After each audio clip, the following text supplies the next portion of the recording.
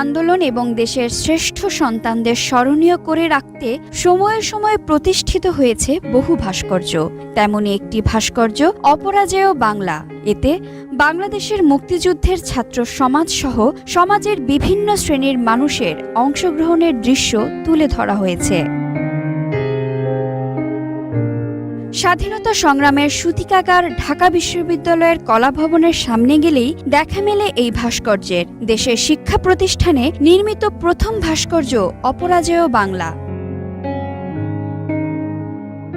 ৬ foot বেদির উপর নির্মিত ভাস্কর্যটির উচ্চতা ১২ ফুট, প্রস্থ ৮ ফুট ও ব্যাস ৬ ফুট। একজন নারী এবং ২ জন পুরুষ মুক্তিযোদ্ধাকে ঐক্য, সংগ্রাম ও দৃঢ়তার আলোকে উপস্থাপন করা হয়েছে এই ঐতিহাসিক স্থাপনায়। ভাস্কর্যটির সর্বডানে রয়েছে ফার্স্ট এইড বক্স হাতে কুচি দিয়ে শাড়ি পরা এক যোদ্ধা, যিনি সেবিকা হাসিনা আহমেদ।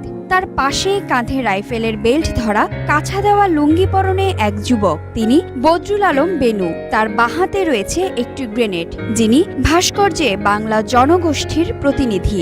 আর তার বাঁ পাশে জিন্স প্যান্ট পরা শহুরে তরুণ মুক্তিযোদ্ধা সৈয়দ হামিদ মকসুদ, তিনি ঢাকা বিশ্ববিদ্যালয়েরই ছাত্র। ভাস্কর্যে তার হাতে রয়েছে 303 রাইফেল এবং চোখে মুখে স্বাধীনতার দীপ্ত চেতনা। এটি নির্মাণ করেন মুক্তিযোদ্ধা ভাস্কর সৈয়দ আবদুল্লাহ খালিদ। অপরাজেয় বাংলার নামকরণটি করেন মুক্তিযোদ্ধা ও সাংবাদিক সালেহ চৌধুরী। অপরাজেয় বাংলার জন্মটা এত সহজ ছিল না।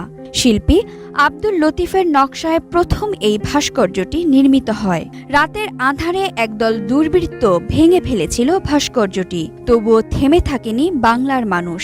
সৈয়দ আবদুল্লাহ খালিদের দায়িত্বে ফের নির্মাণ কাজ শুরু হয়। ১৯৭৩ সালের এপ্রিল মাসে এর আনুষ্ঠানিক নির্মাণ কাজ শুরু হয়। সৈয়দ আবদুল্লাহ খালিদ কাজ করার কিছুদিন পরেই ঘটে ১৫ই আগস্টের নির্মম হত্যাকাণ্ড। এরপর ভাস্কর্য নির্মাণের কাজ থেমে যায়।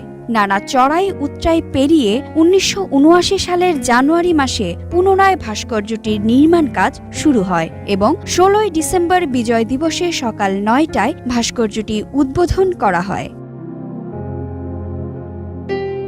অপরাজেয় বাংলা হচ্ছে প্রতিবাদের সাহসী প্রতীক।